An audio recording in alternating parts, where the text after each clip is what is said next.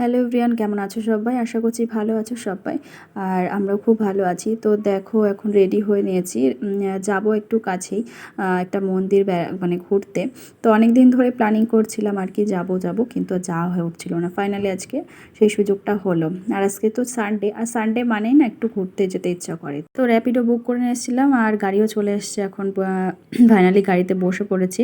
আর দেখো মানে বসা মাত্রই খানিকটা যেতে না যেতে একদম ট্রাফিক জ্যাম। আর এই হায়দ্রাবাদের এই রোডটাতে যা পরিমাণে ট্রাফিক জ্যাম হয় বলারই বাইরে। তো এখন মোটামুটি রাস্তাতে যাচ্ছি আর এই জায়গাটা দেখে না এত সুন্দর লাগলো, তো তোমাদের সাথে একটু শেয়ার করলাম। এটা হচ্ছে হুসেন সাগর রোড। তোমরা যারা হায়দ্রাবাদের দিকে থাকো তারা তো জানোই, আর যারা জানো না তারা দেখে নাও। এত সুন্দর জায়গা, মানে খুব ভালো লাগে জায়গাটাতে আসতে। তো এখান থেকে আর খানিকটা দূরে গেলেই হচ্ছে টেম্পেলটা।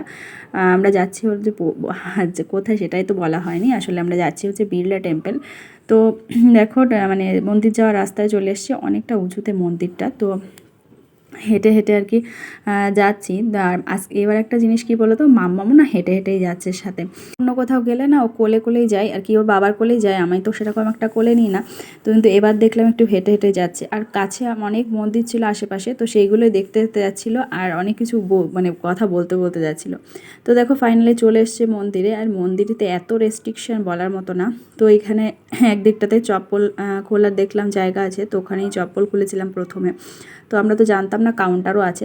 তো ওখানে কাউন্টারে চপ্পল খুলে তারপর ভেতরে সমস্ত কিছু মানে মোবাইল, ক্যামেরা সমস্ত কিছু জমা দিয়ে তারপরে মন্দিরে যেতে হয়েছিলো। ওই জন্য মন্দিরের ভেতরটা তোমাদের সাথে আর শেয়ার করতে পারিনি। তো তারপর দেখো বাইরে নিচে নেমে এসেছি, নিচে নেমে এসে প্রসাদ কিনছিল তুষার আর কি। আর এখানে পুজো দেওয়ারও কোনো সিস্টেম নেই, মানে ওপরে কিছুই নিয়ে যেতে দেয় না আর কি। তো এই জায়গাটা খুব সুন্দর, কিন্তু এই মানে রেস্ট্রিকশান এত যে সেজন্য অতটা ভালো লাগেনি, এত রেস্ট্রিকশান।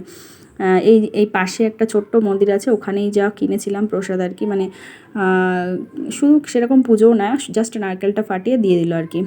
তো মানে পুজো দেওয়ার কোনো ব্যবস্থা নেই। তো ওই জায়গাটা খুবই সুন্দর, কিন্তু ভেতরটা দেখানো না। পাশে ছিল হচ্ছে একটা দোকান, একটা শপ মতো, অনেক কিছু বিক্রি হচ্ছিলো। তো ওখানে দাম যা দেখছিলাম, বাপরে বাপ, মাথায় হাত। মানে আমাদের বাঙালিদের পক্ষে না এই এত টাকা দিয়ে জিনিস কেনা অসম্ভব। মানে এক একটা জিনিসের দাম যা প্রচুর কস্টলি এখানে।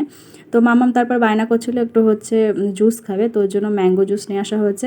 আর আমার দাঁতের একটু প্রবলেম হচ্ছিলো বলে আমি আর ঠান্ডা ঠান্ডা কিছুই খেলাম না। তুষার একটু 7 আপ খেয়েছি আর কি। তো মানে মন্দিরের বাইরেটাই তোমাদের সাথে শেয়ার করছি, মন্দিরের ভেতরটা তো একদমই শেয়ার করতে পারলাম না। তবে মন্দির থেকে পুরো হায়দ্রাবাদ সিটিটা দেখা যাচ্ছিলো, খুব সুন্দর জায়গা। তো তারপর হচ্ছে বাড়ি চলে এসেছি, ওখান থেকেও র্যাপিডো বুক করে নিয়েছিলাম। প্রথমে ভেবেছিলাম হচ্ছে হুসের সাগর যাবো, কিন্তু ওই 8টা মতো বেজে গেছিলো বলে আর দাঁড়ায়নি। মানে বাড়িতে আসার একটু তাড়া ছিল আর তার জন্য। তো চলো, ব্লগটা কেমন লাগলো অবশ্যই কমেন্ট করে জানি। আজকের মতো এখানেই টাটা।